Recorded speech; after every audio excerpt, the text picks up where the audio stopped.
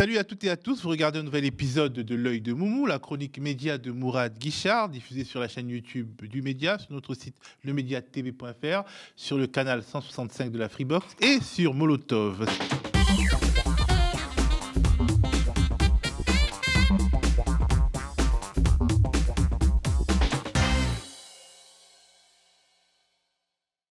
Salut Mourad. Bonjour à toutes et à tous, bonjour à toi Théo. On commence par un petit préambule. Ah, il n'est pas petit. C'était une semaine vraiment d'horreur, horribilis. Enfin, c'est incroyable, cette semaine médiatique a été terrible. Vous vous rappelez qu'on avait fait un spécial France Info pour parler de la dérive de France Info, notamment au moment où ils avaient fait ce fameux bandeau avec les fameux otages palestiniens qui avaient été retirés à la demande d'une députée, Renaissance. Et bien là, je me suis dit, bon, ils vont se calmer, il va y avoir un peu de recul, peut-être qu'ils vont faire une autocritique. En fait, pas du tout. Le pire du pire est arrivé cette semaine sur le plateau de Julien Benedetto, donc sur France Info. Il va parler donc de Gaza et du fameux projet de Donald Trump de faire une espèce de Riviera, donc une station balnéaire en fait, à Gaza, et donc de dégager très tranquillement, de déporter, comme à la belle époque, tous les Gazaouis. Il pourrait avoir un regard critique, essayer d'inviter des gens, je sais pas, de l'IRIS, des humanistes, des gens d'Amnesty International. Non, ils vont inviter, tenez-vous bien, l'un des patrons, le patron de l'UMIH, donc le syndicat hôtelier de l'Île-de-France, pour s'exprimer sur savoir si oui ou non ce projet de Riviera était viable. Je vous laisse écouter. On va laisser la politique de côté pour un instant. On va accueillir Franck Delvaux. Bonsoir. Bonsoir. Vous êtes président de l'Union des métiers et des industries de l'hôtellerie d'Île-de-France. Et on a voulu vous inviter ce soir parce qu'on a envie de voir si cette proposition de Trump, elle a vraiment vocation à exister sur le plan économique. On a beaucoup dit Trump est aussi un promoteur immobilier, c'est comme ça qu'il négocie. La bande de Gaza en Riviera, est-ce que ça a du sens pour le professionnel du tourisme que vous êtes? La bande de Gaza a des atouts, on l'a déjà dit. Mais alors déjà, on peut être satisfait que le président Trump prend l'exemple de la France, de la Riviera, puisque ça vous permet de rappeler qu'on est la première destination mondiale en termes de tourisme, avec 100 millions de touristes. Et donc, alors, non seulement le sujet est complètement incongru, déjà, laissons de côté la politique. On parle d'un génocide, enfin d'une épuration ethnique à minima, validée par les instances internationales de justice. Mais là, le mec de l'UMIH lui-même va dire je suis honoré que Trump ait parlé des Rivieras, ça montre l'excellence française en matière de tourisme. Enfin, c'est complètement... Enfin, rien ne va, à tel point qu'ils ont, en loose day, scred, comme disent les Jones, hein, je parle bien, Jones, ils vont retirer... Dès qu'il dit Jones, tu tout. Mais ouais, c'est mort, ouais, je sais que je me tire une balle dans le pied. Je fais mon daron. Ils vont retirer discrètement la vidéo, donc vous ne trouverez plus cette vidéo sur le site replay de France Info, tellement ils ont honte et ils ont raison d'avoir honte. Dans cette même catégorie, alors c'est ça quand je parle de la fenêtre d'Overton médiatique, regardez TF1, à la limite, TF1 ils sont plus cool, ils vont simplement poser la question de savoir si c'est un projet extraordinaire ou pas, c'est presque plus soft que ce qu'a fait France Info, nous sommes sur TF1, la chaîne de Bouygues, je vous laisse écouter. Est-ce une folie ou une idée révolutionnaire qui pourrait changer le cours de l'histoire? Donald Trump veut donc que les États-Unis s'emparent de la bande de Gaza, dévastée par 15 mois de guerre. Il souhaite transformer ce territoire surpeuplé en Riviera paisible et prospère.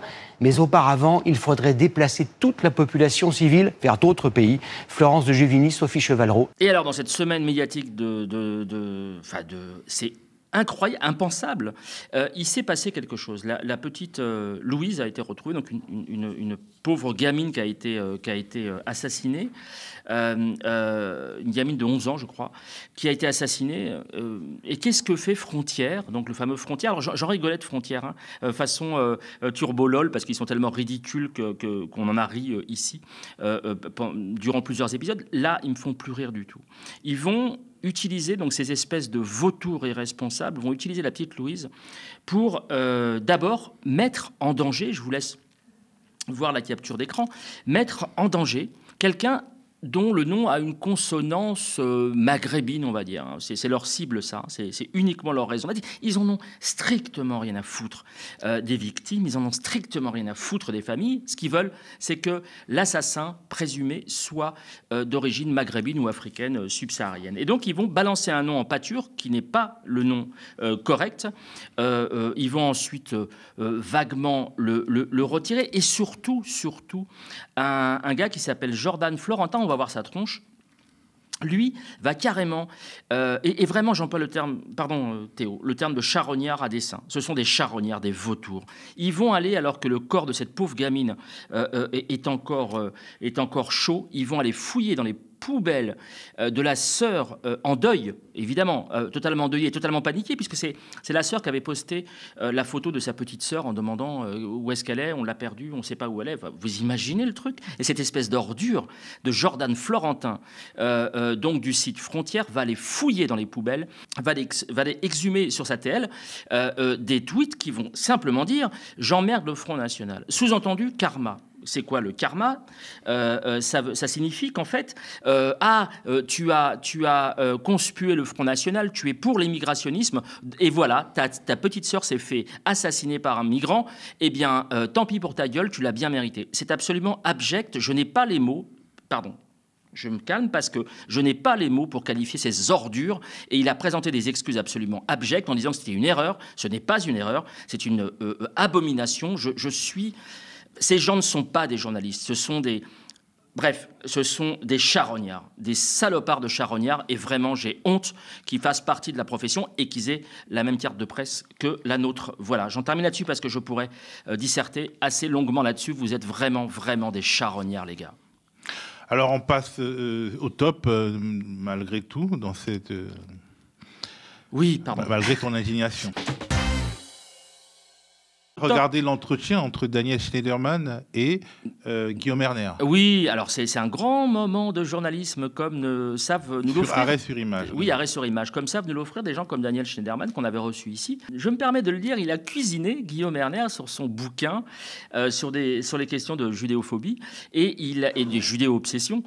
Il va je trouve le coincer assez habilement sur des préjugés qu'il a lui-même sur une prétendue communauté juive et un prétendu antisémitisme qui serait l'apanage, en l'occurrence, de l'extrême gauche. Et évidemment, quand il parle d'extrême gauche, il parle de la France insoumise. Je vous laisse regarder cet extrait. Vous avez fait un bon papier sur Elon Musk et son salut nazi.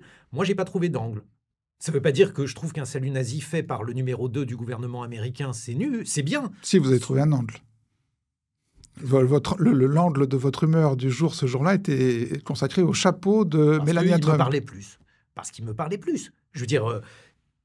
Parce que sinon, vous pensez que je suis nazi, en fait, et que je veux couvrir les nazis. Non, mais c'est ça, si vous voulez. C'est-à-dire que, en fait, le seul moment dans l'année où votre judéo-obsession vous délivre, vous lâche les baskets, c'est le jour où le quasi-vice-président américain fait un salut nazi. C'est bizarre. C'est bizarre. Alors d'abord, je pense que c'est pas du tout bizarre, c'est parce que je n'ai pas d'angle. Je fais très peu de sujets. Mais vous l'avez vu, vous l'avez vu. Je l'ai vu. Oui, en dehors des aveugles, je ne vois pas qui ne l'a pas vu. Mais et vous n'avez rien à dire dessus? Franchement, non. On poursuit avec Géraldine Wessner et un top paradoxal. Alors, elle est vraiment Géraldine géniale. Wessner du Point. Oui, absolument. Alors, vous avez beaucoup parlé ici, et qui est présente sur les plateaux télé, qui a été épinglée par le Conseil de déontologie du journalisme et de médiation, journalistique pendant une médiation, à plusieurs reprises. Et donc, vous avez parlé ici à plusieurs reprises de Marwan Ben Lazar. Je ne vais pas y revenir, le fameux humoriste qui a été suspendu, annoncé quand même par la ministre. J'ai l'impression, j'ai 55 maintenant. J'ai l'impression d'avoir vécu les grandes heures de l'ERTF des années 70, en voyant la ministre de la Culture annoncer le débarquement d'un humoriste de la télévision publique. C'est quand même extraordinaire ce phénomène. Et donc, je ne vais pas revenir là-dessus. Par contre, Géraldine, c'est ma boussole. Dès qu'elle dit un truc, je me dis, c'est l'inverse. forcément, comme elle raconte que des conneries, je suis sûr du contraire. Donc si vous aviez un petit doute sur Marwan Benlazar, je vous laisse regarder cette capture d'écran où elle va expliquer très tranquillement qu'ils ont apporté la preuve, Le Point a apporté la preuve que évidemment il y avait un problème et que c'était irréfutable. Bah, à partir du moment où c'est irréfutable dans Le Point et que c'est dit par Vosner, pour moi c'est clair, net et précis. Je te prends dans mes bras, cher Marwan. On poursuit avec toujours un top paradoxal et tu pointes tes regards vers le Rassemblement national. Oui, alors là, ça c'est Jacobelli. Il est bon, lui. Son procès arrive, là, je crois que c'est le 17 juin, pour des propos haineux tenus contre un autre élu, d'origine maghrébine, évidemment, qu'il avait traité de racaille, je crois, et qu'il avait soupçonné d'être proche du Hamas, et ainsi de suite. Jacobelli, il va passer, donc c'est un combo, hein, il va passer chez Pascal Praud, sur Europe 1, et il va parler de France Inter, et il va qualifier ainsi France Inter. Je vous laisse écouter, et je reprends juste après, très brièvement. Toutes ces questions sont posées dans un service public où des émissions sont là pour propager les idées de gauche, comme c'est ce soir sur le même France 5, ou comme sur France Inter, qui est la radio officielle de la France insoumise, je le répète, payé. Et donc, il va qualifier France Inter d'organe officiel de la gauche islamo-gauchiste, alors que je rappelle que France Inter embauche toutes les semaines Sophia Aram pour dégoiser ces saloperies ultra-réac, anti-gauche et puis anti-musulmans. Dominique Seux, l'économiste officiel de la droite avec d'autres, hein, il y a des babos et d'autres gens comme ça, mais enfin, là il est sur France Inter, et puis c'est quand même la chaîne qui a viré Guillaume Meurice, alors que la justice lui avait donné raison, et c'est nous qui paierons, puisque Guillaume Meurice va en justice, et que je pense qu'il va gagner, et ce sera avec de l'argent public qui va être payé, indemnisé. Donc traiter France Inter de chaîne islamo-gauchiste, c'est quand même assez gonflé. Jacobelli, après c'est Jacobelli, hein, on le reconnaît à ça aussi. Alors on passe au flop. Et tu commences par Le Figaro, le grand quotidien de droite. Oui, alors j'étais surpris par cet article parce que je me suis dit, et d'ailleurs j'ai interpellé l'auteur de l'article sur les réseaux sociaux, pourquoi ne pas simplement dire j'aime pas les Arabes et les Noirs. Bah, c'était plus simple, hein. On gagnait un article à la con. Lui va dire tout simplement que les Asiatiques sont gentils. Ils sont bien intégrés, eux. Vous voyez, sous-entendu, les autres, évidemment pas. Et donc, il y a quelqu'un qui lui a répondu que j'aime bien, c'est un compte que j'aime bien, qui s'appelle Den Kité, et qui va lui répondre, qui est apparemment d'origine asiatique, et qui va lui répondre en disant « Arrêtez, s'il vous plaît, de nous instrumentaliser pour dire du mal des Arabes et des Noirs. » Je vous laisse écouter. Je suis trop fatigué, je viens de tomber sur cette vidéo. Nouvel an asiatique qui fut célébré mercredi dans le monde entier, mais aussi en France. Pas de voitures brûlées. Ah bon? Je savais pas qu'on brûlait les voitures pendant l'Aïd. Lui, quoi qu'il dit, il ramène tout au même point. Il y a des gens, le point de Goodwin, c'est les nazis. Lui, c'est les Arabes. Le Vietnam est une ex-colonie française. Elle est devenue indépendante après 2 guerres. Le Vietnam n'utilise pas la rente mémorielle. Le Vietnam se développe.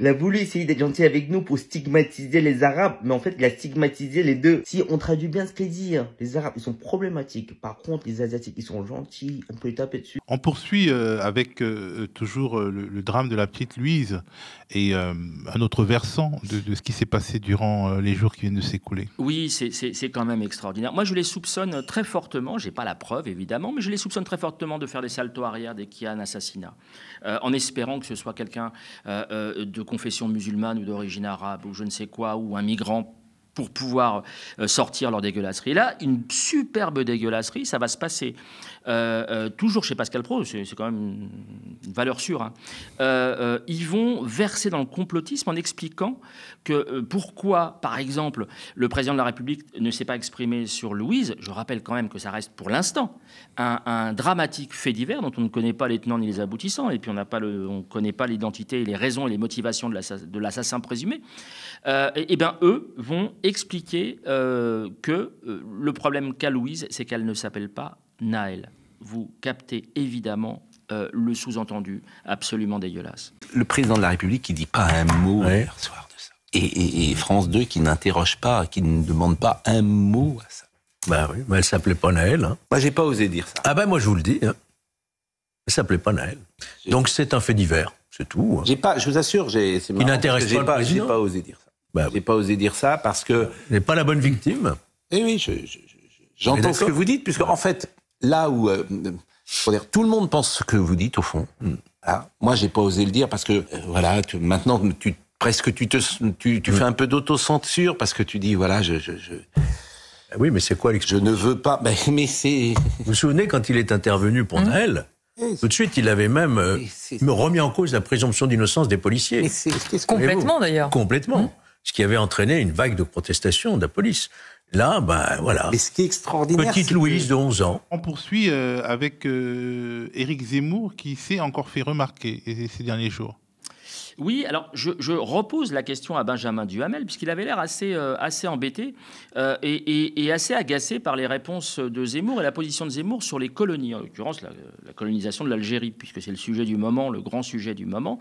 Et Zemmour va lui sortir des énormités, et ce qui me fait poser la question vraiment de savoir à quel titre et pourquoi on continue d'inviter Zemmour. Benjamin Duhamel, je vous repose la question et je vous la reposerai bientôt, je l'espère, en direct. Mais mon cher Benjamin Duhamel, ne prenez pas avec ironie, je sais que dans votre génération, on vous apprend que ce qu'il y a de mal pour la France, mais moi je vais vous dire quelque chose. Zemmour, on peut écouter Benjamin Stora, des historiens, et s'interroger sur l'idée Benjamin Stora est l'historien du FLN, donc c'est pas la même chose. D'accord. Moi, donc c'est quoi, vous défendez ce soir l'apport positif de la colonisation, c'est ça ? Mais absolument, mon cher Benjamin Duhamel. Et en Algérie, je peux vous dire, parce que moi, mes ancêtres y vivaient depuis 1000 ans, que ce pays était un pays, c'était un cloaque, que la colonisation turc n'avait absolument rien fait, qu'il y avait le choléra, le typhus, que les terres n'étaient pas cultivées, que c'était une catastrophe. C'est la France qui a soigné tout ça. C'est la France qui a éradiqué les épidémies. C'est la France qui a construit des routes. C'est la France qui a construit des villes. On poursuit avec Gauthier Lebret, qui est une figure désormais de la presse, des médias de droite et d'extrême droite. Ah, d'extrême droite, absolument. C'est Madame Irma de Cyril Hanouna. En fait, il raconte que voilà ce qui va se passer. Ça se passe jamais, c'est comme ça. Et là, il va sortir. Alors, vous savez, le principe de cette émission, c'est qu'on essaye d'apporter des preuves matérielles de ce qu'on dit. Notre avis, on n'en a rien à cirer. Ce qui compte, ce sont les faits, les éléments. Et là, Gauthier Lebret va parler de Fillon qui aurait perdu à cause des révélations de Mediapart. On est en janvier 2017. Et le 23 ou le 24 janvier 2017 sort un article.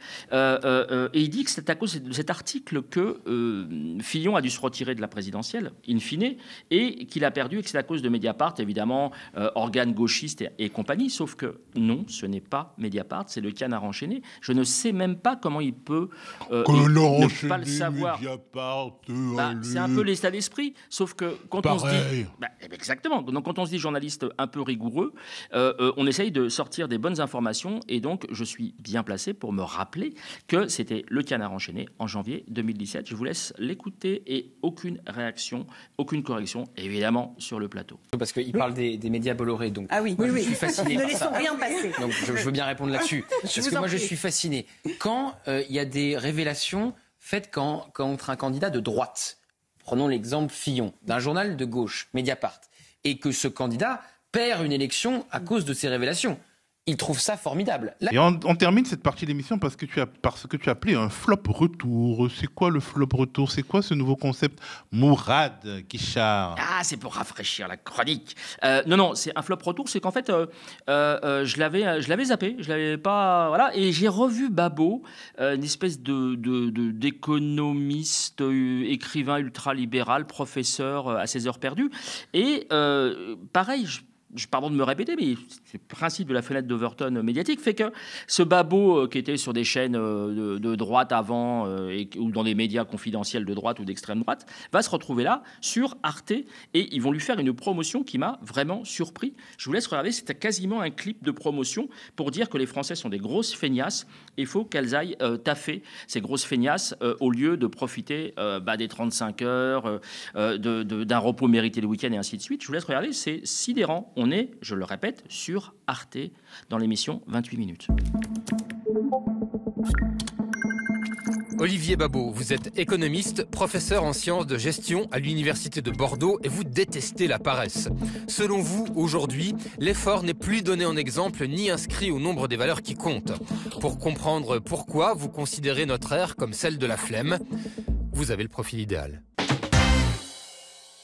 Alors on passe à notre rubrique au microscope, le plat de résistance, et on a la chance d'avoir avec nous Claudie Siard, animateur, producteur de télévision, notamment sur RFI, on l'a connu également sur France 24, mais en tout cas c'est l'animateur de télévision le plus célèbre de la francophonie, puisqu'en fait il est connu en France et sur toute l'Afrique grâce à son émission Couleur Tropicale et à ses autres émissions.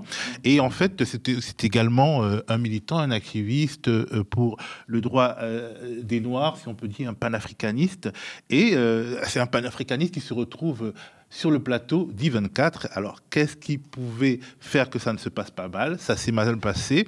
On regarde, disons, le moment chaud, le clash, même si Mourad n'aime pas ce mot, entre toi, Claudie, et tes interlocuteurs, les chroniqueurs habituels de I24 News, la chaîne pro-Netanyahou, en français. On regarde.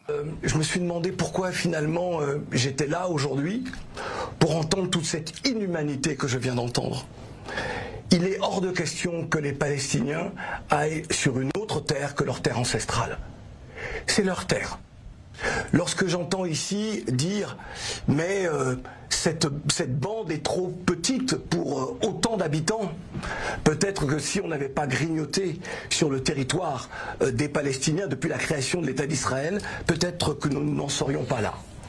Et puis j'ai envie, quelques instants, revenir à l'être humain que je suis. S'il vous plaît, je suis un Guadeloupéen, je suis un Afro-Caribéen de la Guadeloupe. Mes ancêtres ont été déportés d'Afrique. Ils ont été déportés pour être esclaves sur leur terre d'infortune.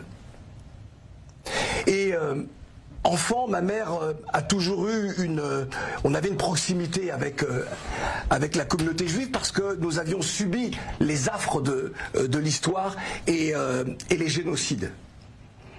Et aujourd'hui, d'entendre des franco-israéliens ou en tout cas des francophones qui appartiennent à la même nation que la mienne, entendre des personnes de confession juive, puisque deux de vos intervenants portent une kippa, de les entendre parler de déportation me gêne terriblement. Je ne comprends pas. Non, mais attendez, arrêtez, c'est pas le terme. Non. Il y a des mots qui sont pas acceptables. Moi, je n'accepte pas. Je ne vous ai pas arrêté. Sachez, monsieur, que le terme de déportation, chez nous, ça a un ressenti particulier. Parce que vous considérez qu'Auschwitz, c'est la même chose. Les Africains n'ont pas été déportés. Vous considérez qu'Auschwitz... Les Africains n'ont pas été déportés. Non, monsieur. La déportation, non, monsieur. Allez, je me casse. Eh bien, cassez-vous. Parce que c'est raciste. Vous parlez de déportation. Auschwitz, ça vous dit quelque chose? Auschwitz, ça vous dit quelque chose? Ah oui, les Noirs ont été massacrés, 6 millions de morts, c'est vous? Pardon, les Africains? 6 millions de morts, 6 millions de gens. Ah oui, qui ont été dans les camps de concentration, dans les chambres à gaz. Eh bien, ça n'a rien à voir, monsieur. On ne mélange pas la tout. Non, monsieur. Donc, comparaison n'est pas raison. On n'utilise pas les termes de déportation comme ça. Je ne voulais pas parler. Vous vouliez parler si vous voulez. Mais n'utilisez pas le terme de déportation de cette matière-là. Et donc là, voilà, c'est un moment de télévision, c'est également un moment qui nous dit beaucoup de choses sur l'état d'esprit finalement de I24 et de toute cette nébuleuse-là. Et Mourad, tu as eu envie d'aller un peu plus loin avec Claudie ce sujet et je te donne la parole. Oui, parce que j'ai lu... Alors, bonjour Claudie, merci infiniment d'avoir accepté mon invitation. Oui, j'ai lu beaucoup les commentaires. Alors, d'abord, j'ai posté sur mon compte, notamment Twitter, j'ai posté un extrait de ce fameux clash, on l'appelait comme ça.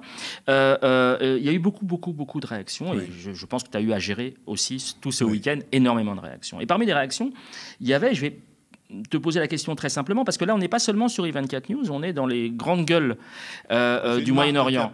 Oui. Ici en France, au groupe BFM RMC. Oui, absolument. Mais si vous avez... Il y avait, je me rappelle, l'ambassadeur, alors c'était l'ambassadeur des États-Unis à Mogadiscio, qui avait dit, si vous avez aimé, quand il y a eu le débarquement des Américains à Mogadiscio, il avait prévenu les Américains, il leur avait dit, si vous avez aimé Beyrouth, vous allez adorer Mogadiscio.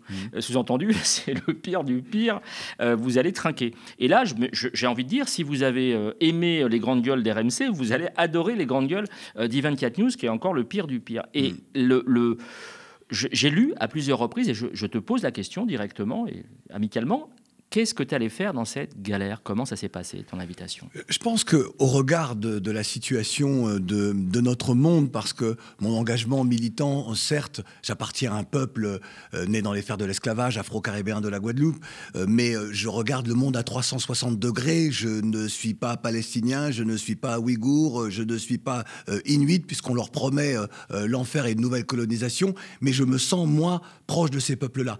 Que suis-je allé faire dans cette galère? Il faut porter le glaive là où il doit être porté, c'est-à-dire face à nos adversaires, peut-être à la fois pour les faire évoluer dans leurs réactions, réflexions, regards qu'ils ont sur eux-mêmes souvent et sur les autres. Et donc, c'est pas la première fois qu'I24 m'invite, ce n'est pas la première fois que je me retrouve sur ce plateau, ce n'est pas la première fois que je me retrouve seul face aux autres et contre tous. Mais ce n'est pas grave, ça ne me pose pas de problème d'aller y dire ce que je dois dire. Je ne pensais pas qu'il y aurait ce moment-là, mais au moment où il prononce où il m'interdit, Pardo, lorsqu'il m'interdit de prononcer le mot déportation, je sais ce que je vais lui répondre. Très, très rapidement, je vous raconte. En 2008, au moment où j'avais encore... parce que j'ai fondé la radio Tropique FM, oui, j'en étais le directeur également, et j'organise les 160 ans de l'abolition de l'esclavage en France. Et je veux associer toutes les organisations un peu afro autour de ces questions-là, et j'associe le CRAN. Le CRAN vient avec une... Conseil représentatif des associations noires. Ouais, exactement, qui a été fondé par Patrick Lozès, dont Patrick Lozès était le premier président. Et il amène une société de communication qui est dirigée par un Français de confession juive. Et au moment où je dis que sur la banderole sera inscrit hommage aux millions d'Africains déportés, il me dit « Vous ne pouvez pas utiliser déportés ». Et là, je lui... C'était déjà en 2008. C'est en 2008. Ah oui. Et là, c'est le clash. Et je lui dis, mais c'est hors de question. Déjà, c'est moi qui paye, donc je fais ce que je veux. Et je lui dis, il y aura déportation. Et à l'époque, Joby Valente était également là. Et elle dit, mais comment vous osez nous dire de ne pas employer le terme approprié, le terme de déportation? Donc, au moment où je suis sur le plateau, lorsqu'il dit ça, je sais que ça va pas bien se passer. Donc, en gros, c'était déjà l'objet d'une controverse dans un cadre plutôt privé, oui, avec une société que vous avez payée, qui ne voulait pas imprimer ce que vous vouliez qu'elle imprime. Oui. Et là, la controverse apparaît d'un point de vue public devant des dizaines de milliers moi, ça me paraît hallucinant. Tout comme, par exemple, alors c'est pour ça que je lui dis, pour aller un peu plus loin, je lui dis à un moment donné, les Palestiniens sont sémites. Alors là, il est sorti de ses gonds parce qu'effectivement, pour lui, il y a un mot qui est confisqué, le terme d'antisémite, et antisémite c'est uniquement pour les juifs, alors que les arabes, les palestiniens, d'autres peuples, ethnies de cette région sont des sémites. Mais au moment sur la déportation, il y a à la fois dans son propos tout le mépris qu'il a pour les peuples afro, tout le mépris qu'il a pour son voisin, pour l'homme que je suis, et après je vous dirai comment se terminer l'émission, parce que c'est très intéressant. Tout le mépris qu'il a pour nous. Et évidemment, il a un regard communautariste de la situation. C'est-à-dire que nous, juifs, et vous n'êtes rien. Il y a des raisons à ça. Hein. Et il appartient à une génération à qui on a expliqué que le pire crime était ce crime-là. Et c'est pour ça qu'il me dit, est-ce que pour vous, Auschwitz, c'est pire que? Et je lui dis, il n'y a pas de crime pire qu'un autre. Un crime contre l'humanité est un crime contre l'humanité. Et lorsqu'on l'a subi, eh bien, on le vit différemment que celui qui n'est qu'observateur. Alors moi, je suis un peu plus je le combat de manière un peu plus ferme. Oui. Parce que, alors pardon, déjà, il faut savoir que c'est l'avocat de Netanyahou en France et l'avocat d'Éric Zemmour. Et on l'avait traité ici, il avait, alors c'est même pas un dérapage, puisque c'est sa conviction propre, personnelle, intime, je pense, il avait dit sur le plateau de France Télévisions, à Lemire, je crois, à l'historien. Vincent Lemire, il lui avait dit, vous préférez ou vous n'aimez les juifs qu'en pyjama rayé. Ce qui avait été repris, et je pense que même il va y avoir des suites judiciaires, parce que je crois que j'ai vu passer... C'était sur ce soir. Absolument. Ouais. J'ai vu passer un message de Lemire, justement, où il dit que peut-être il va y avoir des suites judiciaires. Mais... ça, tu le savais quand tu allais le voir. Bien sûr. Tu savais très bien. Moi, je ne le savais pas. Alors, on le sait toujours à la dernière minute. C'est à la dernière minute qu'on sait qui sera sur le plateau. Et donc, moi, je n'ai su que le jour même qu'il serait là. Mais je ne pouvais pas imaginer qu'il se comporterait de cette façon-là.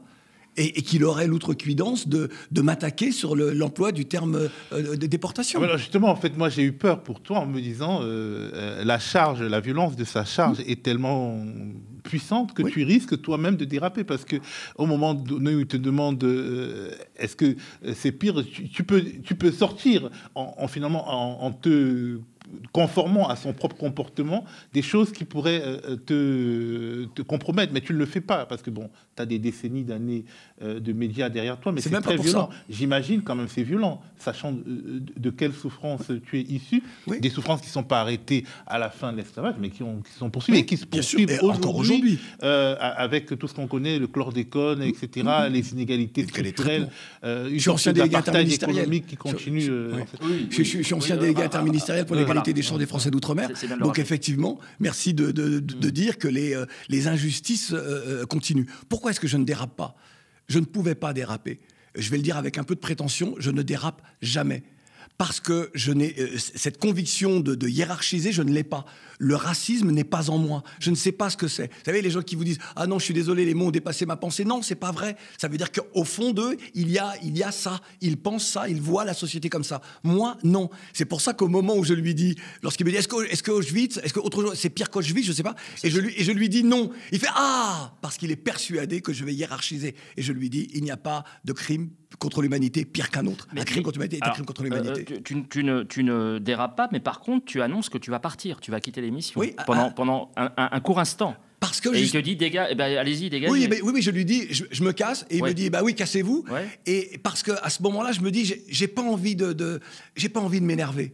Et puis comme il continue et là je dis non, je peux pas laisser passer. Alors c'est pourquoi je laisse pas passer, parce qu'il y a dans notre pays des hommes et des femmes afro, d'origine arabe, tous les non-blancs, qui, chaque jour, dans leur métier, quel que soit leur domaine, sont souvent humiliés ou n'osent pas dire. Ils n'osent pas dire parce qu'ils ont peur pour eux-mêmes.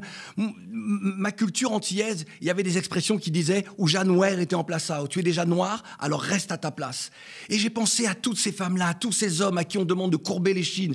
Et j'ai voulu montrer qu'on ne baisse pas les yeux. N'ayez peur de rien, n'ayez peur de personne. Allez-y, faites. Si moi, je ne le fais pas, si moi, je courbe les chines, et les réactions que je reçois après, c'est ça. Les gens me disent « Merci, tu nous as rendus fiers, merci ». Et je comprends qu'au-delà du sujet, c'est d'avoir résisté à des gens qui sont dans l'inhumanité totale. Absolument. Voilà. Est-ce que tu penses, je me permets Théo, est-ce que tu penses que ce genre de discours de cet avocat ultra-sioniste, pour le coup, revendiqué, est-ce que tu penses que ça alimente l'antisémitisme, le vrai ? Par cette outrance. C'est très complexe. Moi, j'ai juste envie de dire que pour moi, j'essaie toujours de dissocier en me disant ces gens-là ne sont pas des gens bien. Je me moque de leur confession, je me moque de leur... Je ne juge que les individus. Alors oui, chez certains, parce que d'une part peut-être d'ignorance, d'inconséquence, d'inconscience chez certains, ils vont se dire, comme lui est de confession juive et comme lui est dans l'inhumanité, donc les juifs sont ça. Je crois qu'il faut s'éviter ça. Nous, on est capable de réfléchir autrement et il faut le combattre. Et c'est là notre force. J'ai envie de dire, c'est là notre force. Face à ces gens-là qui, eux, se comportent comme ça. Alors, quand je dis ces gens-là, je parle toutes ces idées de l'extrême droitisation de la France. Oui. Ces gens-là se comportent comme ça. Je te pose la question parce que tu partais dans ton propos, dans ta démonstration, en disant alors je suis choqué ou je souffre, je ne sais plus exactement, d'entendre des gens de confession, des Français de confession juive, puisqu'ils ont des kippas. Et donc c'est pour ça à la fois je te pose la question. Alors j'ai essayé d'être... C'est pas de l'habileté en termes de calcul, mais c'est pour bien essayer de poser le propos. Je dis, je suis face à des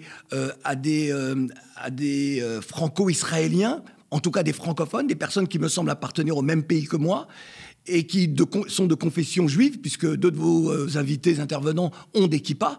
Et je le dis comme cela pour après parler de l'inhumanité dont les gens ont fait montre dans leurs propos. En gros, l'histoire devrait... La mémoire devrait les obliger. Normalement. C'est un peu le sens, effectivement, de mon propos. Exactement. Alors, et je pense que c'est pour ça qu'ils restent muets, ils restent stoïques et ils n'osent pas, ils ne savent pas comment me répondre. parce qu'ils n'ont pas l'habitude de ça. Ils ont l'habitude de gens qui viennent, qui peuvent juste invectiver, on n'est pas d'accord.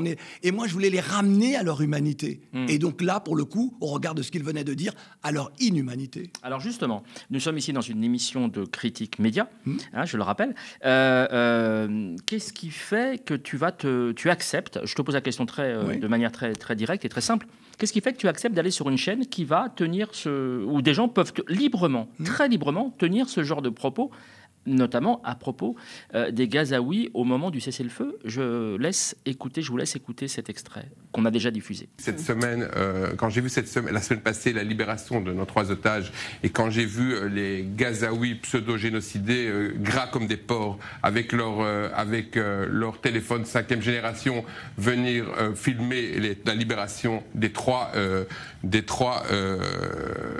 otages, 3 de nos otages, je me suis dit qu'ils avaient quand même bien de la chance, ces Gazaouis, d'avoir été génocidés par Israël et pas par l'Arabie Saoudite. Alors voilà, qu'est-ce qui fait qu'on accepte d'aller sur un plateau qui permet de tenir ce genre de propos? On peut encore les sauver. Oui, et les convaincre, puisque c'était ton propos de départ. Je m'adresse à celles et ceux qui nous regardent. Je sais que les personnes qui sont face à moi sont des adversaires, et que de toute façon, ils sont confortés, ils sont sur une chaîne qui est une chaîne aux idées extrémistes. Ils sont confortés dans un monde occidental qui finalement leur donne la parole partout, dans les médias et même dans les médias nationaux aujourd'hui. J'ai entendu sur France Télévisions quand même un journaliste inviter le directeur des hôteliers, je crois, de France ou de la Côte d'Azur. On en a parlé dans la première partie. Mais ouais, et lui demande. Mais enfin, c'est hallucinant. C'est-à-dire que comment est-ce possible? Normalement, la chaîne, qui est une chaîne de service public, devrait être sanctionnée. Et le journaliste plus sanctionné encore. Bien sûr. Et le rédacteur en chef, enfin pas tout ça. Donc on est dans un monde occidental, et puis surtout, tous les 3, je pense que nous connaissons l'histoire. Et nous savons que ce type de propos, ce type d'analyse, ces rhétoriques-là, nous savons à quoi elles conduisent, où elles ont déjà conduit l'humanité. Et je le dis depuis de nombreuses années, mais je pense que nous allons au-devant de décennies de grands malheurs, de crimes sociaux et de crimes contre l'humanité. Et ils ont déjà commencé, puisque ce qui est commis contre les Palestiniens est évidemment inacceptable. Et moi, je ne sais pas comment ces gens font pour avoir un regard différencié sur des êtres humains. On a animalisé ils ne sont rien. Et moi qui suis un Africain de la Caraïbe, un Guadeloupéen, je sais ce que c'est que de chosifier des êtres humains, de faire en sorte que les êtres humains soient juste des biens meubles, des rien du tout, des animaux. On appelle chez moi des personnes, parce qu'elles sont métisses, chabins ou mulattes, ce sont des termes animaliers. Et nous, dans le code noir voulu par Louis XIV, que tout le monde attaque Colbert, moi j'attaque Louis XIV. Et nous n'étions rien. Donc je sais ce que c'est. Et le monde occidental, qui est en crise identitaire, il y a un effondrement moral et politique et spirituel du monde occidental. Et ce monde-là est en train de perpétrer ou d'être associé ou de regarder des crimes contre l'humanité et ne dit rien, ne fait rien. Au contraire, soutient même. Pourquoi? Parce qu'il y a une vieille culpabilité de ce qui a été commis par les Allemands, mais j'ai envie de dire avec la complicité de bon nombre de nations européennes. Certains Français. Mais justement, donc ton propos est un témoignage pour l'histoire. Tu pars là-bas, tu vas leur dire ce que tu dois leur dire pour que nul n'en ignore. Oui, et en sachant que ça peut me coûter très cher. Alors quelqu'un me disait, mais lorsque tu vas là-bas, finalement, tu peux obtenir une carte d'immunité. On ne peut pas dire de toi que tu es antisémite. Alors je lui dis, certains peuvent se permettre de le dire, mais il suffit de regarder ce que je dis, ce que j'ai publié, mais depuis que je fais ce métier, depuis 1984 ou enfin 88, et je n'ai jamais eu de propos parce que je ne suis pas ça. Mais justement, en fait, tu nous as dit que tu nous raconterais comment ça s'est terminé. À la fin de l'émission. Alors c'est du off, si cet avocat veut m'attaquer, il peut le faire. Alors coupez votre écran, ça en est entre nous. Il me dit, ça a été sport aujourd'hui l'émission. Et je vois un garçon qui devient, et je le dis comme ça, qui devient plutôt sympa. Et qui me dit, lorsque je lui dis, mais bon, ce qui s'est passé, il me dit, mais c'est que de la télévision. Et là, moi, je dis, c'est pas possible. Et je l'entends. Et donc, je me mets à essayer de lui parler, de lui dire des choses. de lui. Il me dit qu'il aime l'Afrique. Il me dit il aime ce pays-là. Je reprends ces mots. Il me dit j'aime ce pays. Et je suis. Oui. Et je suis. Je suis étonné, je dis, mais comment... C'est la deuxième personne, en allant sur iTélé, qui ressort du plateau et me dit la même chose. La première personne, c'était Jean Messia. Et qui me dit, mais Claudie, c'est que de la télévision. Et je lui dis, l'avenir d'un peuple, c'est de la télévision. Le racisme distillé dans la société française, c'est de la télévision pour toi. Je dis, pour moi, c'est un combat pour la dignité humaine. Je ne peux pas accepter ce que tu es en train de me dire. Ça, j'avais dit ça à Jean Messia. Mais donc, tout ça pour dire que j'ai quelqu'un qui me parle normalement. Alors que là, nous sommes en train de... nous sommes tous en lutte pour qu'un peuple ne soit pas exterminé. J'entendais encore à la radio tout à l'heure Donald Trump lancer encore un ultimatum au Hamas. Alors pour moi, il n'y a pas de guerre Israël-Hamas, il y a une guerre Israël-Palestine. Déjà, c'est très clair. Et j'entendais, il dit, si jamais je vous ferai vivre l'enfer. Si samedi tous les otages ne sont pas rendus, comme si ce peuple n'était pas encore en train de vivre l'enfer. Bien sûr, bien évidemment. Alors question... C'est très... Je suis désolé, hein, mais je vais pas être long, mais juste dire qu'il y a cette culture du génocide chez les puissances occidentales. Et il n'est rien que de perpétrer un autre génocide contre des peuples qui, anciennement, étaient des peuples colonisés. Et puis, en ce qui concerne la France, les médias et la classe politique, la culture de la collaboration est encore un parfum nauséabond que l'on hume là, détestable. Un parfum de la collaboration. C'est vraiment ça aujourd'hui. Une dernière question, Théo, si tu me permets. C'est juste une remarque. Quand je t'entends, ça me rappelle mes cours de français, cahier d'un retour au pays natal, Aimé Césaire. Aimé Césaire qui a été peut-être le penseur et l'auteur qui a le mieux décrit la décadence européenne du début du XXe siècle jusqu'à la Shoah. Et en fait, justement, parce qu'il avait dans ses gènes, entre guillemets, l'expérience de la chosification. Dès qu'on commence à traiter un être humain comme une chose, on part au-devant des pires drames, et soi-même, finalement, on finit par être traité comme une chose. Évidemment, et on se déshumanise en déshumanisant les autres aussi. Mais celles et ceux qui se pensent puissants parce qu'ils ont des armes, parce qu'ils ont la technologie, ne le comprennent pas. C'est pour ça que pour terminer à nouveau sur ce qu'on s'est dit au début, mais c'est pour ça que je vais là-bas, pour essayer peut-être de planter quelques petites graines dans l'esprit de certains. Alors justement, question inverse, et c'est ma dernière question, Théo, c'est de savoir, question qui est sponsorisée par Psychologie Magazine, savoir pourquoi, d'après toi, pourquoi ils t'invitent ? C'est quoi leur motivation ? Mais je pense qu'il y a chez eux... je sais pas, ils m'ont réinvité, ils m'ont demandé si je voulais venir jeudi prochain, et j'ai dit que je ne pouvais pas. Ils m'ont invité le 20 février. Je pense ils ont besoin d'avoir quelqu'un comme ça. Peut-être un afro, c'est-à-dire que pour eux, c'est regardez, on invite quelqu'un qui n'est pas, il n'est pas de notre sensibilité, bien au contraire. Et en plus, c'est un afro. Bon, c'est quelqu'un dont on connaît les idées. Sauf que moi, je suis pas un mec méchant, je suis pas je n'insulte pas. Et je pense qu'ils prennent... C'est pas un risque, ils ne prennent pas un risque. Mais ils ont besoin de ça pour donner un peu de crédibilité à leur chaîne. Donc, quelque part, ils se servent de moi, mais c'est le rôle des médias aussi. Hein. Ils se servent de moi, et moi, je me sers d'eux. Très bien.